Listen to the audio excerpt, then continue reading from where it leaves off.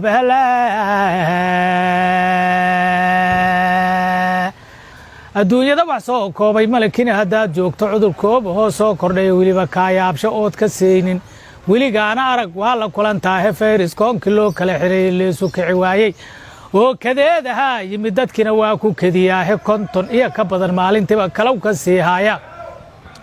kalooriga ku dhici jiray bulshada kini haddaan joogno amba sidii kaduudiya ma ahan kiiska cudurkaane hadduu covid-19 yimiday waa la kala haaday adduunyadii kurteed wuxuu ka dhigay kaafya kala dheeri kariinkay wuxuu kuu qoraa lala kulmaaya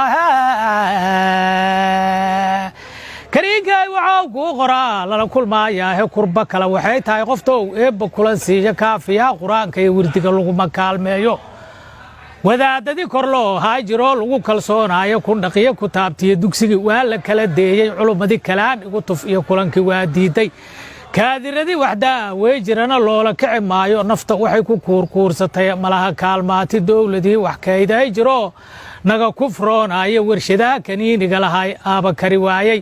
uyuu kaa karaan tiil ku jira kaydna uma yaallo kariinkay wuxuu kuu qoraa lala kulmaaya kariinkay wuxuu kuu qoraa lala kulmaayaahe karoonahayo soomaalidan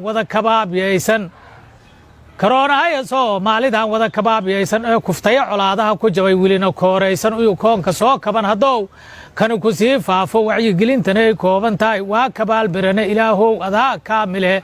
kaliyo hooweyn adigaana kaalmay karoon kaa codsanayaahe karinkayna meelaan ahayn koorta uga yeeri kariinkay wuxuu kuu qoraa lala kulmaayaahe oho kuligiin karoona fayrisa kece kala fogaada kuligiin karoona fayrisa kece kala fogaada kuligiin karoona fayrisa kece